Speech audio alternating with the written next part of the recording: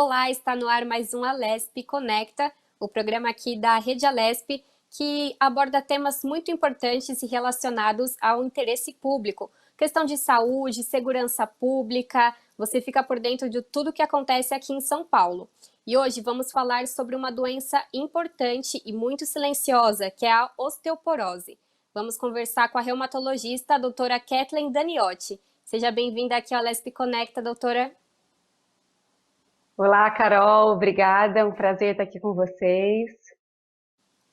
Doutora, para a gente iniciar esse nosso bate-papo, eu queria que você explicasse o que são as doenças reumatológicas, né? A gente ouve esse nome aí, reumatologista, a gente não sabe muito bem a especialidade do que essa especialidade cuida, né?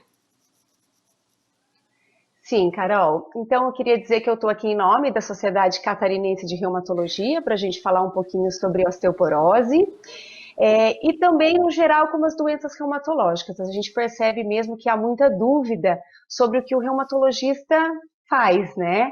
Então, o reumatologista é um médico essencialmente clínico, que ele investiga doenças do aparelho locomotor e principalmente doenças autoimunes, como lúpus, artrite reumatoide, espondiloartrites, e aí um foco maior, né, referente a esse mês de outubro, sobre a osteoporose também. Perfeito. E o que seria então a osteoporose? A gente também conhece esse nome de ouvir que é uma doença, às vezes a gente acredita que só de gente mais velha. O que é essa doença? Então, Carol, a osteoporose ela é caracterizada pela diminuição da massa óssea. Com o passar dos anos, o osso vai ficando então um pouco mais fraco, mais poroso e aí mais suscetível a fraturas. E isso sim acontece com o decorrer da idade. Acontece em pessoas mais jovens, isso ligado a outros fatores de risco, principalmente ao uso crônico de corticoides e outras doenças. E quais são os principais sintomas, né? A gente ouve falar que a osteoporose é uma doença silenciosa, né? Não causa tanta dor, assim como um sintoma, né? Apenas quando acontece alguma fratura já. Mas tem algum sintoma que a pessoa pode identificar e pode indicar que ela deve procurar um reumatologista? Então, Carol, como você falou mesmo, é uma doença silenciosa, então ela é uma doença assintomática. Nós não temos nenhum fator, nenhum sintoma que nos alerte, exceto quando o paciente já fraturou. E aí lembrar que a gente quer fazer o diagnóstico da osteoporose antes que essa fratura aconteça, antes que ele receba o diagnóstico de osteoporose. A gente precisa ficar alerta na história familiar. O que pode nos alertar, então? Um parente de primeiro grau que já teve uma fratura osteoporótica, então uma fratura de fêmur, pai, mãe, irmãos, pacientes com hipotiroidismo, diabetes, alguma doença reumatológica crônica, como artrite reumatoide, lúpus, pacientes que fizeram cirurgia bariátrica, etilistas. Essas são as pessoas que a gente deve talvez investigar até mais cedo a osteoporose. Mas se a gente for falar de um sintoma específico, ela não dá um sintoma, exceto se ela já fraturou. Aí as principais fraturas são as vertebrais, que essa sim pode vir a dar algum sintoma, mas a gente sabe que até 2/3 dos pacientes que fraturam a coluna podem não ter ainda sintoma. Então, às vezes, mesmo com a fratura, o paciente demora para ter sintoma. Perfeito. E aqui no Brasil estima-se que cerca de 10 milhões de pessoas, então, sejam diagnosticadas com a osteoporose, né? É muita gente e eu queria saber se tem como se prevenir dessa doença tão silenciosa. Tem sim, Carol. Então, isso aí a gente já começa, idealmente, desde a infância, com os bons hábitos alimentares, de atividade física, e principalmente em relação ao cálcio. Então, a gente começando na infância, uma boa ingesta de cálcio e derivados, você vai construindo uma massa óssea, e aí isso te faz mais forte e em um momento, se você vier a desenvolver alguma doença autoimune, você já está com a tua estrutura óssea fortificada.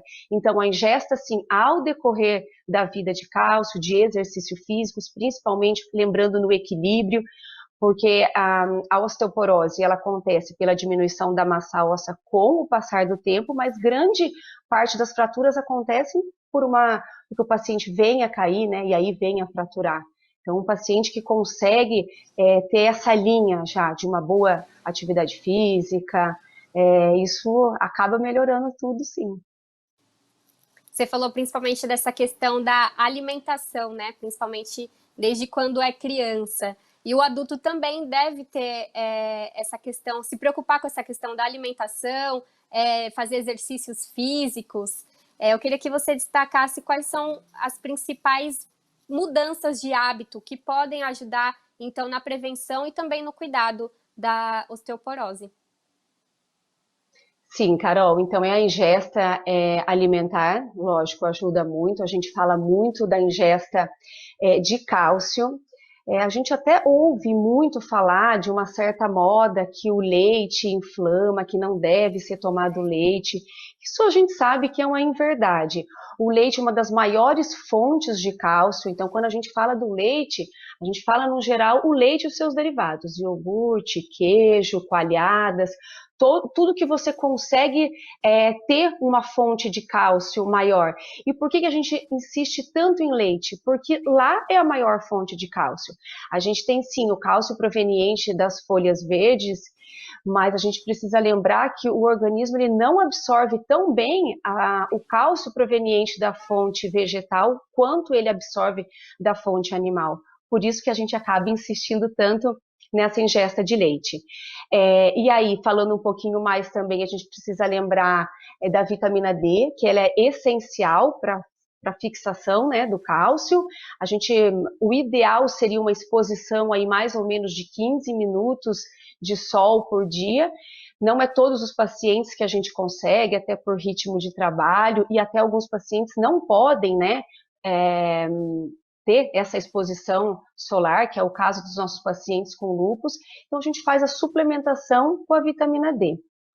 E ainda, acho que agora talvez o mais importante, a atividade física. Então, a atividade física, idealmente, a gente precisa lembrar dos alongamentos, que ajudam muito, até porque eles interferem no posicionamento do paciente. Então, com o passar dos anos, o paciente vai tendo aquela postura mais cifótica. Então, com o alongamento, a gente consegue trazer isso de volta, devolver isso para o paciente, ou melhor, fazer com que ele não tenha essa posição. Os exercícios resistidos, sim, são muito importantes e a gente precisa lembrar que a musculação é um exercício que tem o poder de formar realmente a massa óssea, ela estimula a produção óssea, por isso a gente orienta tanto, idealmente com uma pessoa ajudando, né, tendo algum auxílio, mas se isso não for possível, a gente consegue fazer em casa mesmo, orientando o paciente com um pezinho, com uma garrafinha plástica, colocando um pouco de areia, isso aí já consegue fazer ali 1 quilo, ou um saquinho de arroz, enfim, isso para a gente aumentar, para fazer esses exercícios resistidos, que isso estimula a produção de massa óssea. E aí sim, o exercício aeróbico, ele é bom, no geral, para o cardiovascular e realmente é indiscutível. E a gente precisa lembrar que isso também ele é bom para o equilíbrio, porque aquele paciente que cai menos, que tem um equilíbrio melhor, ele vem a fraturar menos. E, doutora, bacana você falar dessa questão, né? O quão importante é o acompanhamento médico, porque o leite tem essa grande fonte de cálcio, mas tem pessoas que são alérgicas à lactose. Aí tem a questão das pessoas que não podem tomar o sol por conta de outras doenças, como lúpus, essa questão também aí da musculação, do exercício físico. Então, por isso é tão importante acompanhamento médico para ter essas outras alternativas, né? E não deixar de se cuidar nesse momento tão importante aí, que é quando a gente vai ficando mais velho, vai envelhecendo, acha que é só ficar em casa, se acomodar, mas não, a gente sempre tem que manter a nossa saúde em dia e cuidar da gente, do nosso próprio bem-estar.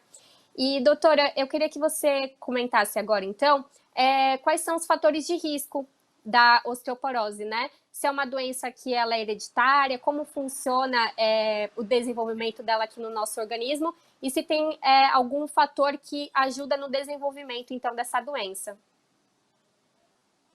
Então, sim, Carol, os fatores de risco é aquilo que a gente já comentou um pouquinho, são os pacientes que têm uma história familiar de fratura por fragilidade, então o paciente que não faz uma ingesta de cálcio adequado, os tabagistas, os etilistas, os que têm doença crônica, esses são os nossos maiores focos. E aí, lógico também, a gente precisa lembrar que quem tem o IMC baixo também é um fator de risco para ter osteoporose. As mulheres brancas, né, as caucasianas, isso também acaba sendo um fator de risco. As asiáticas também. E não podemos esquecer dos homens. Os homens acabam tendo uma osteoporose quase 10 anos após as mulheres, mas eles também são acometidos. Perfeito. E você falou assim dessa questão das mulheres, né?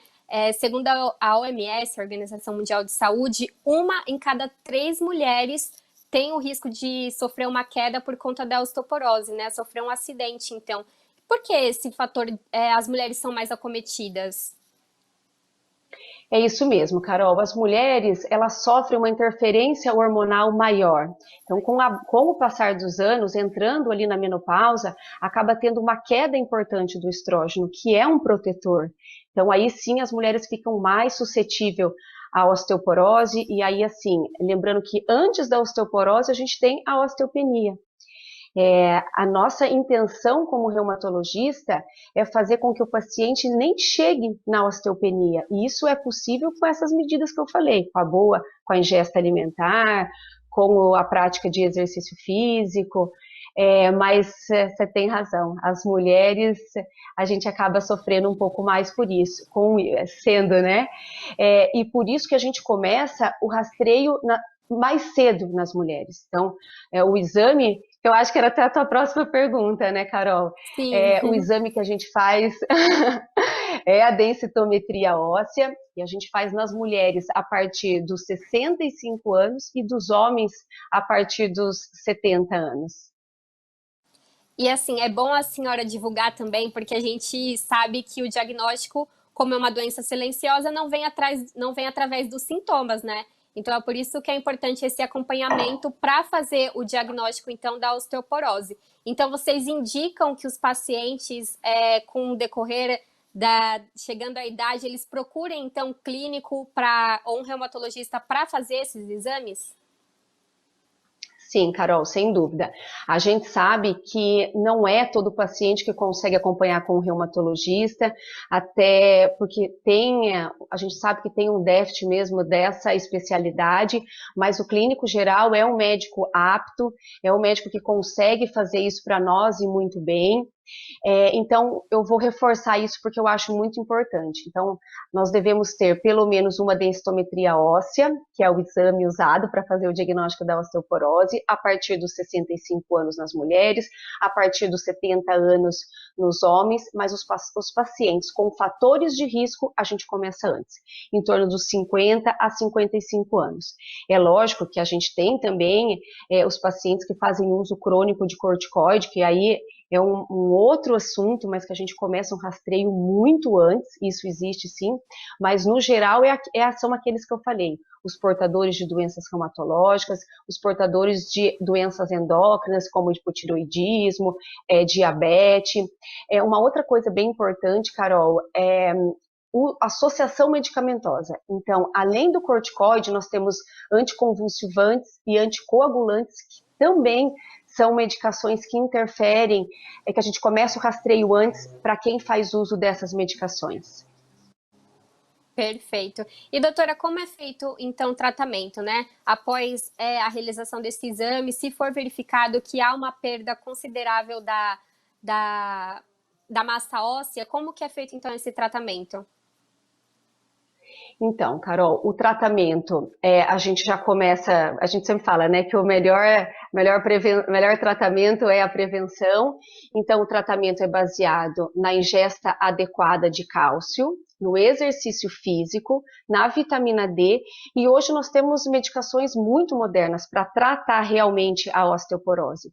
Então, hoje nós temos medicações via oral, que são comprimidos semanais e comprimidos mensais.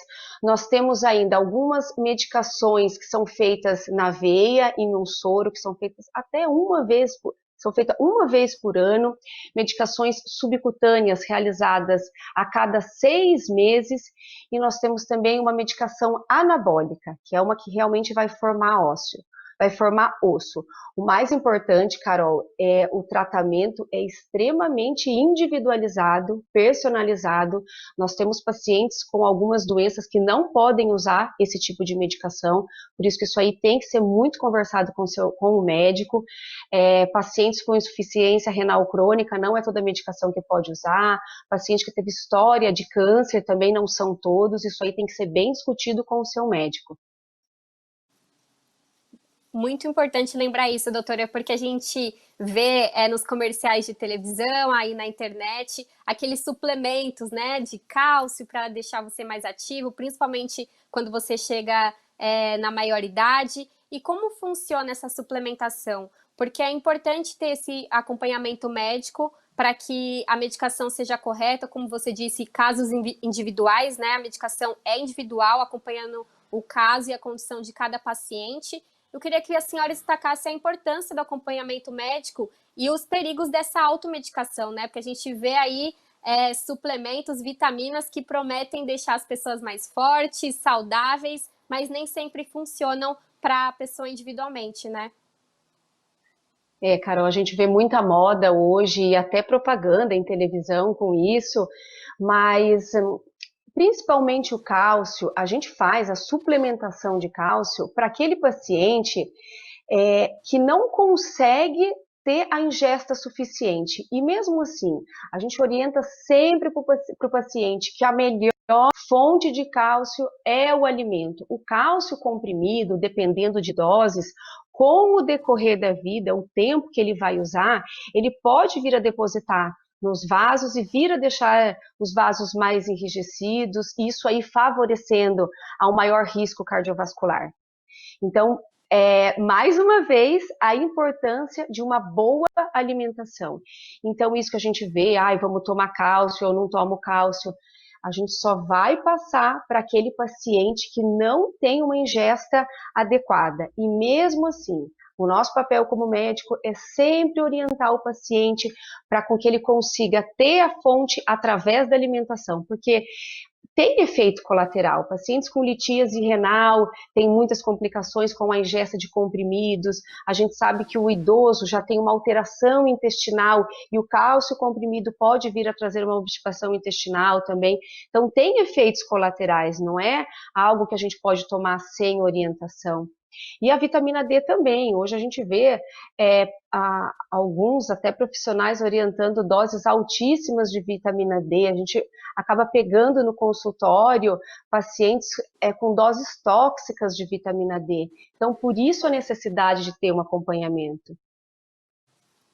Fico alerta, né, doutora? Não é porque é uma vitamina, é um suplemento bom que a gente pode sair tomando aí à vontade, porque essa superdosagem aí pode fazer muito mal para o paciente também, né? E, doutora, eu queria que a senhora explicasse como que funciona, a senhora já explicou como que funciona o diagnóstico, mas caso o diagnóstico não seja feito assim, recente, né, com essa questão dos exames da massa óssea, caso a osteoporose não seja identificada precocemente e num estágio mais avançado, quais são os perigos disso, né? O que pode acontecer com o paciente caso isso demore a ser identificado? Sim, Carol, a gente fala tanto e a gente quer reforçar tanto a necessidade da prevenção justamente por isso. Porque a gente sabe o quê? O paciente que descobre a osteoporose com uma fratura, isso vai trazer um grande prejuízo para a vida dele. Então, principalmente as fraturas de colo de fêmur, traz uma hospitalização prolongada para o paciente. E isso é uma grande causa de óbito e de morbimortalidade. Então, vamos supor, Carol, um paciente idoso que não sabe que tem osteoporose, cai, fratura, ele vai precisar colocar prótese, ficar com uma internação longa e às vezes até em ambiente de UTI. Isso expõe o paciente a outros riscos, como trombose, que ele pode ter no decorrer da internação, riscos maiores de infecção e aí várias outras doenças que vêm agregada. E a gente sabe também que o paciente que tem uma fratura de fêmur diminui muito a sua mobilidade. E lembrando que um paciente que fratura um fêmur, ele tem grandes riscos de fraturar o outro. Então, o nosso principal alerta e a tentativa de fazer o diagnóstico precoce é para que realmente a gente consiga pegar o paciente antes da fratura. Isso muda a vida do paciente. E doutora, uma das consequências, né, de identificar a osteoporose avançada é quando o paciente já fratura, tem uma queda principalmente em casa. E como os familiares podem ajudar aí, então, a ter um local mais seguro, né, a ajudar a evitar essas quedas no local doméstico? Isso, Carol, extremamente importante a sua pergunta, porque a gente percebe que às vezes a casa do paciente é uma armadilha para ele. E o que a gente pode fazer para mudar? Então, o paciente ele acaba fraturando porque ele cai porque na casa às vezes tem sapatos no meio da casa, os móveis dispostos de uma forma errada. Às vezes o paciente à noite levanta para ir ao banheiro, encontra uma cadeira, um obstáculo. Lembrando também que um dos maiores lugares de queda é dentro do banheiro. A importância da gente colocar aquelas barras dentro do banheiro para os idosos, porque a gente sabe que eles têm um hábito urinário alterado, levantam mais vezes durante a noite e podem sim se desequilibrar e vir a cair. Então, se a gente lembrar das barras, dessas armadilhas, a gente consegue ajudar muito eles. Os tapetes, então a disposição de como ficam os móveis e essas armadilhas é um alerta importante. Brinquedos, né, também, às vezes o paciente mora com alguma criança, é sempre deixar a casa um pouquinho mais organizada, né, não deixar objetos espalhados e, como a senhora bem lembrou, a questão das barras, que muitas vezes as pessoas hesitam em instalar, mas que também é de grande ajuda a esse paciente. E, doutora, eu queria, para finalizar, fazer a pergunta referente a essa data tão importante que é o Dia Mundial de Combate à Osteoporose, né? Então, qual que é a relevância de ter uma data direcionada a esse tema? Sim, Carol, então a gente sabe que o 20 de outubro é o dia de alerta da osteoporose. O mais importante é para você checar quando foi o seu último exame, se caso você não fez, realmente fazer, procurar um médico, atentar-se para quem mais você tem na casa, conhecidos, vizinhos, para fazer os exames de acordo com o que a gente explicou, com as idades, com os fatores de risco, e lembrar que é uma doença que acomete até 200 milhões de pessoas em todo o mundo. E tem um componente social muito importante, porque se gasta muito com a osteoporose. A gente explicou aí no decorrer do vídeo o quanto de prejuízo isso traz ao paciente, de hospitalização prolongada, até em ambientes de UTI. Então, isso aí também acaba sendo um problema de saúde pública. Com certeza, né? É muito perigoso uma queda, por exemplo, doméstica, né? A gente sabe quantas pessoas sofrem esses acidentes domésticos. Isso pode ser muito grave, né? Como a senhora bem lembrou, essa questão da fratura, né? Isso pode levar também a ser fatal. E, doutora, eu queria então que a senhora deixasse um recado aí para os nossos telespectadores, mais uma vez alertando sobre a importância do acompanhamento médico, de identificar não só a osteoporose, mas também outras doenças. Como a senhora disse, o melhor tratamento é a prevenção. E mais uma vez também agradecer a participação da senhora aqui no Alesp Conecta de hoje. Olá, Carol, eu que quero agradecer. E assim, eu queria te deixar de mensagem para que os pacientes procurem o reumatologista, se for possível, discuta com o seu reumatologista, quem já tem o seu médico, sobre o benefício de leite e seus derivados, de cálcio, a prática de atividade física, que é fundamental, e é lógico, o acompanhamento com os exames periódicos e com esse exame de imagem, que é a densitometria óssea, que a gente falou tanto. Doutora, então, mais uma vez, obrigada pela sua participação aqui no Alesp Conecta de hoje. E mais uma vez agradecer a todos vocês que acompanham esse programa aqui na Rede Alesp. Se você quiser rever esse ou outro programa, é só acessar o nosso link no YouTube e também ficar ligado na nossa programação na Rede Alesp. Até a próxima!